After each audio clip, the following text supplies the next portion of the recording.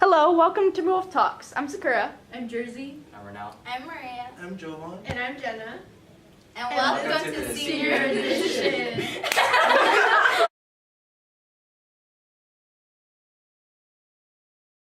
So today we are going to be talking about senior year. So how is econ? Oh. I wouldn't say it's hard. It's just, Miss Lewis is a great teacher. Sometimes it's just hard to understand some of the concepts that we learn. And when you start econ, you don't really, if you don't have a background in like with business, it's going to be hard to understand at first, but it'll get easier as you go on. So just get help that you need and don't fall behind like me. So just ask questions in class so you can understand the material better. And just like Rhonel said, econ is like a completely different language that you're learning, similar to Spanish. You know, there's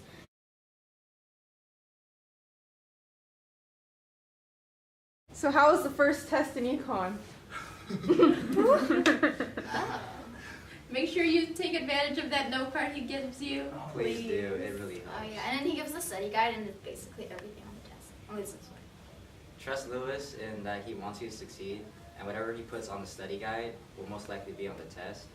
And so just make sure you have everything down on your note card. That's really important. And also review your past quizzes.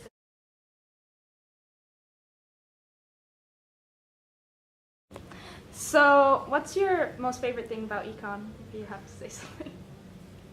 The notebook. I love doing all the notes and stuff, and making the notebook helps you understand the econ a little bit better. I think Jerzee speaks for all of us. Yeah. I hate the notebook. I personally like doing the stocks because I just like doing the math on it. It's just fun. But when you mess up, it's not fun. So that's when I say I agree with Jerzee. But like overall, I don't really like doing the notebook. I love doing the notebook because like the notes, but I don't like doing it because how Jerzee explained it. I like doing the stocks more. Me personally, I like Gov better than econ because I actually understand Gov more than econ. So I'm just not a math person. How about you guys? Do you prefer Gov over econ? I think I prefer Gov over econ. Gov, he made it a lot easier to understand through the government more than our economy. So. I don't know. I like econ better than Gov. I mean, I may not understand it as much, but I actually really like the concept of econ. So yeah. All right. Is there anything else to add to that? Drake, you have anything? Go on, man. Just I was going to say you guys should explain. Oh. You should explain what the abbreviations are, because some people might not know what Gov and Econ stands for. Government. Economics. Microeconomics. Oh, man. States government. all right. Microeconomics. That's a surprise they get when they get to the class. I know. Oh man.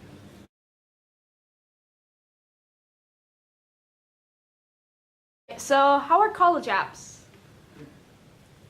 You're fun. Jerzee, when'd you turn it in? The last day, but don't do that.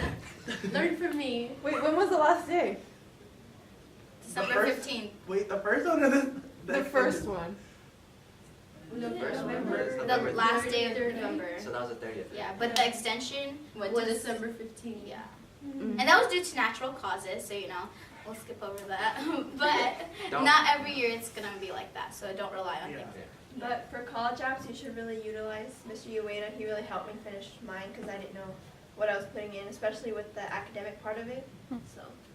And if you're coming from the junior video, from the last video, we talked about how in Pafford's class you're gonna start your personal statements, and it really helps because you're not starting from scratch anymore. You actually have a foundation of where you're going off from that. And what else? Oh yeah, your personal statements are very important because for your colleges like UCs or some private schools, those personal statements make a very big impact on whether or not you're going to be admitted into the college. So definitely spend time on your personal statements, and for the juniors who are watching the video, because they really have an impact on you for your senior year. And the faster you get it done and the more time you put into it, I think it'll help you with your first semester of senior year. Do you guys have like a recommended time for the average person or does it really just depend on the individual? Like, what do you mean? To Like the apps? like for the statement? Oh, the personal Yeah. statement. I mean, it just depends on how much you really want to go in depth on that. Because people can finish it, I mean, you can finish it in like, what, an hour, 2 hours, whatever. But if you really want to create a really great statement, then it takes time. And you need people to kind of reread it and tell you, you know, get perspective from other people, not just you, you know? All right. Is there anything else you guys would like to add for that? Oh, we have someone else? Story time. All right. Hello, Drake. Oh, okay. So I just want to ask something about personal statements. She's a fast writer. I see her, like, she gets a writing assignment, whole page is filled out in like 10 minutes. For me, my personal statements, I started them in Popper's class, but they were blank by the time I was done Popper's class. And for me, it was basically months of writer's block, and then November 29th, I was like, oh look, I got 4 statements done and submitted them. Don't do that. What you should do is get many peers, teachers, anyone you can really to read, revise.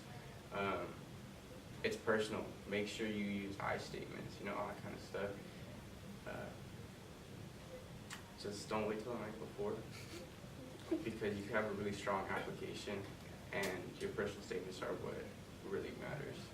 All right. Would you all agree with that? Yes? Yeah. Thank you, Drake. Just walks back. All right. So is there anything else you guys would like to add for that?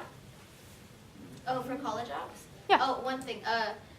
When you're turning in your SAT and ACT, make sure you turn in the deadline, because there's a deadline where you're supposed to submit it, and that's not when you click submit or whatever. It's give yourself time, because you have to mail it in. And like, let's say it was due December 31st or January 1st, I forgot. But if you, let's say, submit it on the day of, since it is mailed, it might not make it to the place where it's supposed to be sent. And that can lead to your application being, what is it, like what? Revoked. Yeah, Withdrawn. revoked, yeah. So you don't want that to happen. Yeah.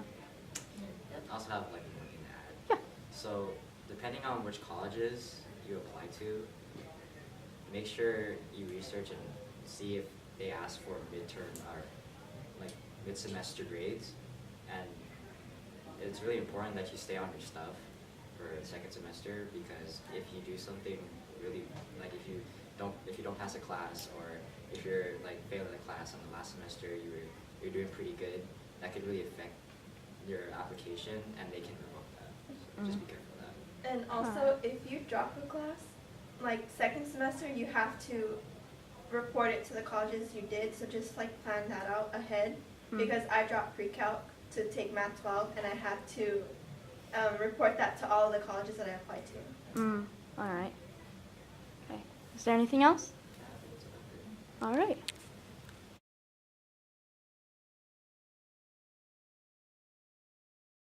All right. So what's your guys' experience with financial stuff? In terms of college apps, I had to wait in order to turn them in because of the payment portion of it. So make sure you have that ready, and make sure you let your parents know ahead of time so that they're prepared for it too. I have a lot to say actually. For at least like extra things that I didn't have to pay for, and my parents took care of it, was like portraits, like senior stuff, cap and gown. Don't forget that. Also keep in mind that you're gonna be going to college soon, and tuition and housing is a lot of money, depending on which college you go to. I mean, it's like no matter where you go, it's still gonna be a lot of money, and you might have to take out loans or look for scholarships. Definitely look for scholarships, because money, like working for that money, is gonna help you in the long run, and you won't have to pay debts that'll go from like 20, 25 years, depending on what kind of job you have or what you're pursuing. For like personal expenses, for me it was kind of hard. I didn't get like a lot of money, and right now I do have a job, and I hope that really helps me out, because senior year you're gonna be spending a lot of money, and you're gonna want to spend a lot of time with friends. You're gonna want to go out a lot. You might have a car, so depending on if your agreement with parents might have to pay for gas, which I do. And so it's a lot of expenses to think about. And like at least for me, hopefully, like I said, hopefully this job is gonna help me give me the money that I need so I can enjoy senior year as well as pay for the things that I want. For me, okay, so I'm just gonna start off. So, beginning of your senior year, Miss Powell is gonna give you a piece of paper that's gonna basically show all of the estimates, like an estimate of like what you're gonna be spending your senior year, right? And that's just for school-related activities. So, at first I was just like, oh, it's okay, it's not that bad. But I decided to get a job to kind of help my parents out. I think October, and I thought from getting that job, you make money and I get to spend it a lot on myself and buy food, clothes, whatever. And that didn't happen because beginning of your senior year, you have to pay for college apps. And if you don't qualify for the waivers, it's $55 for CSU. And then how much is it for UC? Like $70 for And then UC. 90 for Privates. Yeah, private school. And then it's not even just that, it's like $12-15 to turn in your SAT and ACT scores. And then there's just a lot. And then when it comes to like now, end of senior year, you have to pay for grad night, which is around $300. And then what else? Prom. Oh my gosh, girl.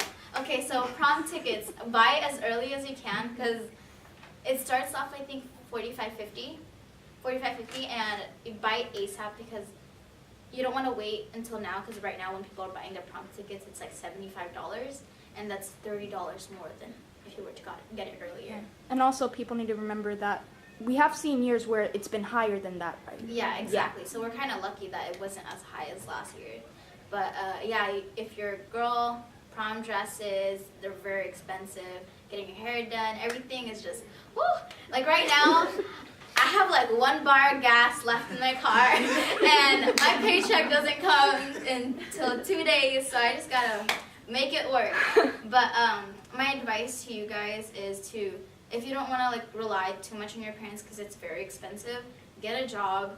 Shoot, Jack in the Box is hiring. No, but like for real, like getting a job really helps because you don't have to rely on your parents asking them for money when it comes to hanging out with your friends or whatever. And especially if you drive, I know I have to pay for insurance and gas, and it's very expensive.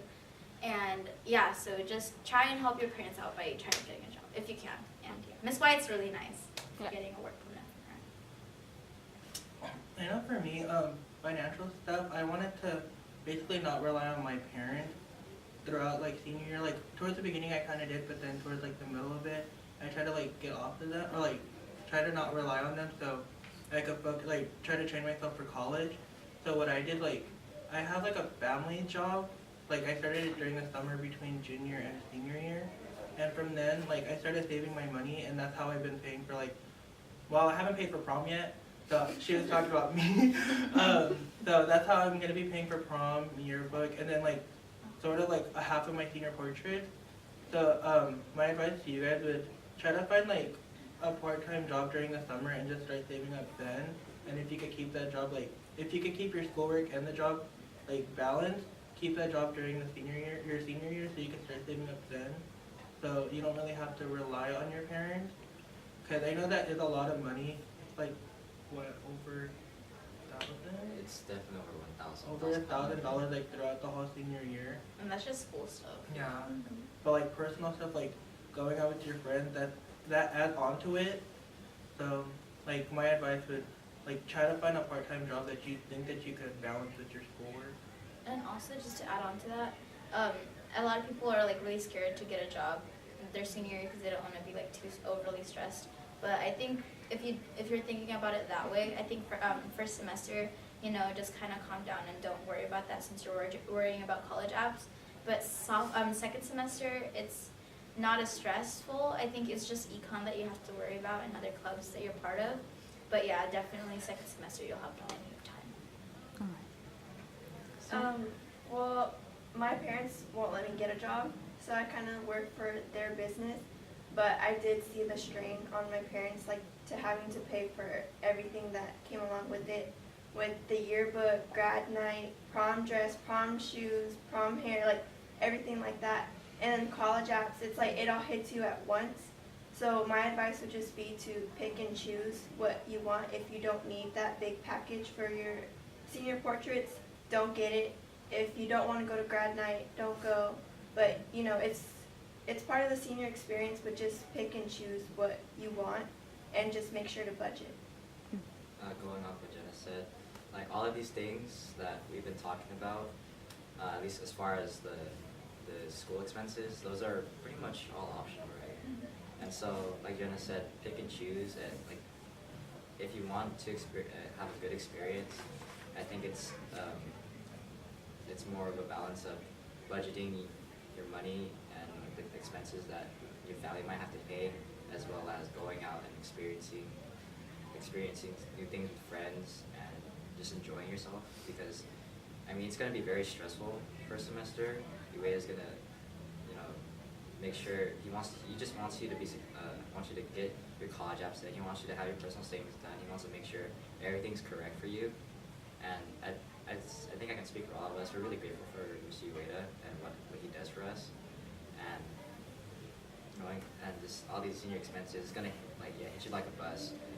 Just, I would say for those juniors out there, you guys start right now. Start thinking about the expenses that you're gonna be facing in senior year. And Wait, hold on, what is I think they're testing out speakers.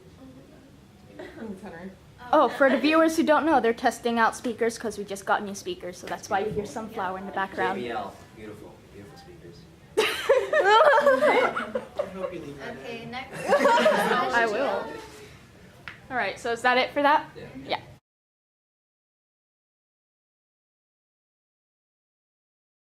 All right, so can you guys explain what portals are? The college portals are made when you wait. I can't get my words. It's okay. You cannot start with me this time. Okay. So college portals are basically websites that each colleges make it easier for you to check out your any updates that the colleges sent out. And it's very important to check it and make the account as soon as possible, because they have very set deadlines that you need to meet. And if you don't meet those, then just like we said earlier, your applications can be withdrawn. And that's also for some colleges, like I know for San Jose State and Fullerton and Northridge, that's where they release their admissions. So some of them don't even send you an email saying, you know, you're accepted or you're rejected. They just put it on your portals. So, yeah. And I'm pretty sure those portals are what you're going to be using for the next 4 years that you're going to be in college. So it's just like your Delta portal. Like if you're going to check your grades, or you're going to go sign up for a class, it's like going to Delta's website and going to sign up, or going to log in and going to check what courses you have. But instead of getting an email, for some colleges, like she said, you're going to have to go check those portals. So make sure you have your usernames all written down, your passwords all written down. Have them in a safe place, and a place where you can remember they are. Because I know it's sometimes I'm trying to go check my portals and I forget my username and password, and I know I have it somewhere, but I just don't know where. And so that's really important to make sure you have all your portals. And just adding on to that, because I apply to a lot of colleges, so I have all of the list of the username, and then sometimes they'll have security questions. I write those down too, just in case I forget. And so that's all in my English notebook, so I just make sure that I always have it. Already checked. But also, aside from that, make sure you have your your school ID for the college written down, because sometimes their username isn't even the username you put in. I know for San Diego State, it's your ID, so make sure you remember that.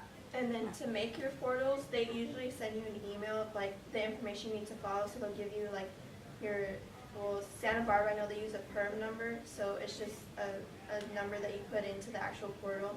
And they'll tell you how to log into it. You just have to look out for those emails and check your spam folder just in case any of those colleges went into there. Anything else you guys would like to add to portals? Check them. Yeah. Just basically said everything. Just make sure to check them. Check your emails also. The email that you signed up for the UCs and CSCs, because that's really sending all the information to go onto it. Oh, and also on the portals, I don't know if anyone said it yet, but that's where you check how much financial aid you get, because there's a portion of it that's just based on your the grants and financial aid, and that's how you're gonna check how much each school is gonna be able to give you. So that can kind of help you pick the colleges based on, financial situations. Yeah. Also, one more thing, you're gonna be getting a lot of college emails, especially if you're taking like the SAT or PSAT. They ask you the question like, or they give you that little booklet where it's like, oh, like what you're interested in, what like religion you have, and then colleges use that information to try and get you to go to their college. So you're gonna be getting college emails from like out of state, and just if you don't want that, you can scroll down, you can unsubscribe from those colleges, so you can stop getting those emails, and so that way you get that way you can filter out those emails, and so you can see the ones that you actually want instead of ones that you're just like, oh, they're sending me an email again. Oh, they're that one college from out of state that I don't really care or want to go to. That's just another piece of information that might be helpful. All right. Is that it? All right.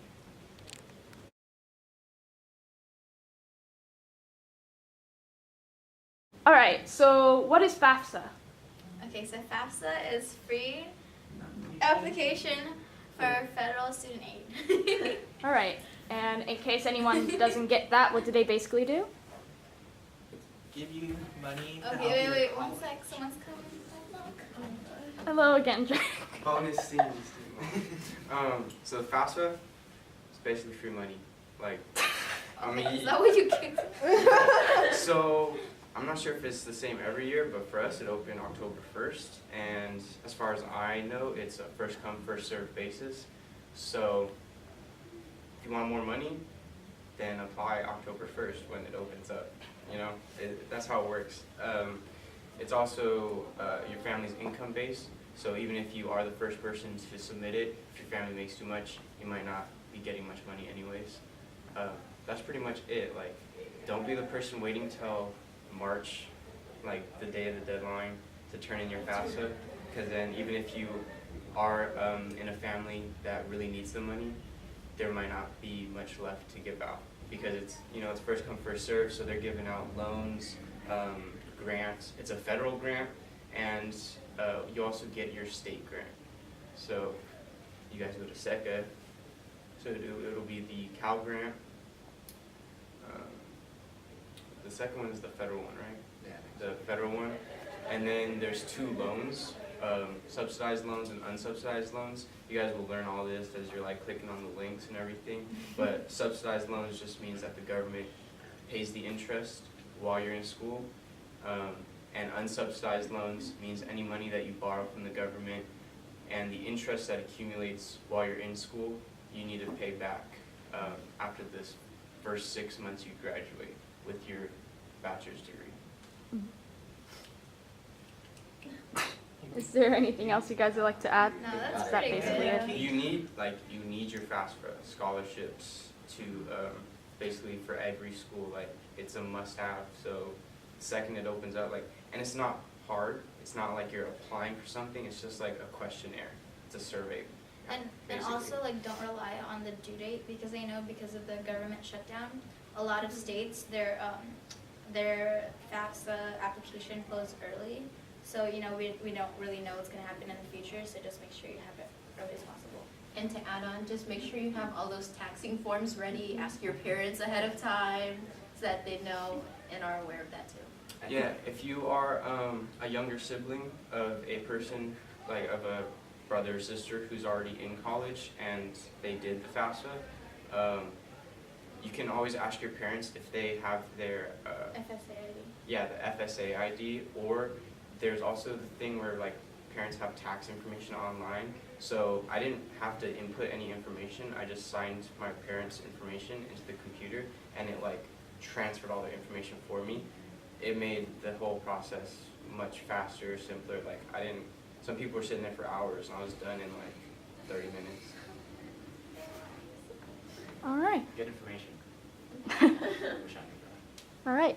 So is that it? Yes. All right.